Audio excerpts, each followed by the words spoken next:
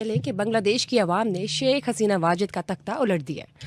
शेख हसीना वाजिद अपने बाप शेख मुजीबुर रहमान की तरह इंडिया भाग गई हैं और अपने आप को उन्होंने इंडियन एजेंट साबित कर दिया है। मुजीबुर रहमान जिन्होंने कि पाकिस्तान के दमन के विरुद्ध बगावत का झंडा भी बुलंद किया था और बांग्लादेश का निर्माण उनकी वजह से ही हो पाया था, अब उनकी मूर्ति का भी अपमान किया गया है, तोड़ा गया है।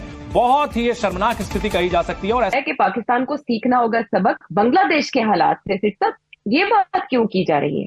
अब बांग्लादेश में क्या हुआ, इसके बावजूद कि उनकी लिटरेसी रेट भी अच्छा है, पॉपुलेशन भी कंट्रोल कर लिए, फिर भी वो जो जॉब्स जो है ना, वो अभी भी पूरे जॉब्स नहीं मिल रहे लोगों को। तो शेख हसीना वाजिद।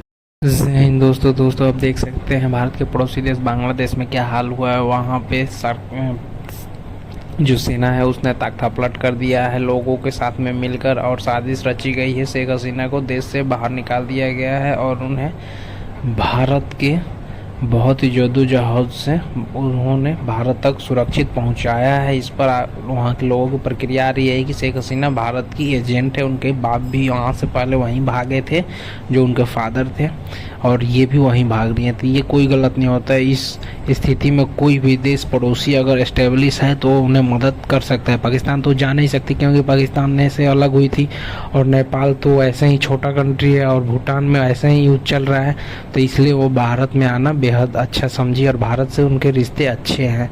तो चलिए पूरा वीडियो शुरू करते हैं। दे दिया, वो मुल्क छोड़ गई हैं। सुनने में आया कि वो त्रिपुरा चली गई हैं। कहा जाता है कि भारत के जो ताल्लुकात हैं शेख हसीना वाजिद के साथ बहुत अच्छे थे। अगर आपको याद हो, थोड़े दिन पहले ही, 2-3 हफ्ते पहले शेख हसीना वाजिद को भारत ने इनवाइट किया था एज ए स्टेट गेस्ट। सो ये बहुत बड़ी चीज़ थी। ये मैं समझता हूँ ये बहुत बड़ी चीज़ थी कि उनको एज ए स्टेट गेस्ट आप इनवाइट करें और एज ए स्टेट गेस्ट जो है वो आए और आके इंडिया के अंदर रहें। गिर्द नजर डालते हैं, अपने नेबरहुड में नजर डालते हैं। एक तरफ बांग्लादेश ने जो कोटा था उन लोगों का जिन्होंने 71 की वॉर में पाकिस्तान के खिलाफ लड़ा था, यानी ऑब्वियसली कहीं ना कहीं समहाउ दी अंदर इंडिया का साथ भी होगा उन लोगों के साथ। उन लोगों के बच्चों को कोटा इस कदर दिया हुआ था कि बांग्लादेश के अंदर बड़े पैमाने के ऊपर एहतजाज होते रहे, और वो जॉब्स नहीं मिलने की वजह से उन्होंने अब प्रोटेस्ट करने शुरू कर दी, यहां तक कि क्लैशेस होने शुरू हो गए हैं।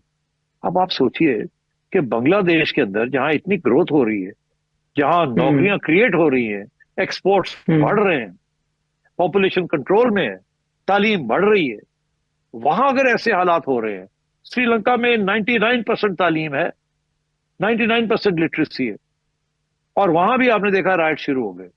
तो अब Pakistan is like a time bomb.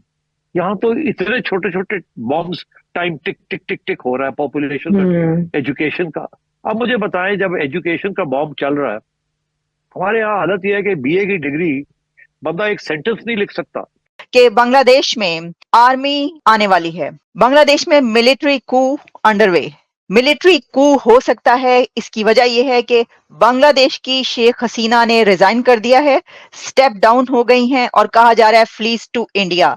Bangladesh की शेख हसीना इस्तीफा दे चुकी हैं, रिजाइन कर चुकी हैं, क्योंकि उन पूरा खबर देखने के बाद यही समझ में आता है कि शेख हसीना के खिलाफ साजिश रची गई है और उन्हें वहां से बाहर निकाला गया है। ये देखकर पाकिस्तानियों का रिएक्शन आ रहा है कि पाकिस्तान को अभी संभल जाना चाहिए, टाइम है, नहीं तो पाकिस्तान में भी ये हालात हो सकते हैं। तो आपकी क्या राय है कमेंट सेक्शन में बताइएगा, और आप हमारे चैनल पर पहली बार आए हैं तो चैनल को सब्सक्राइब करके वीडियो को लाइक कर दीजिएगा, बेल आइकन घंटे को दबाना मत भूलिएगा, और जो भी आपकी राय हो हमें कमेंट सेक्शन में बताइएगा, और वीडियो में जो भी त्रुटि रह गई हो हमें कमेंट करके बताइएगा, हम उसे अगली वीडियो में सुधारने की कोशिश करेंगे।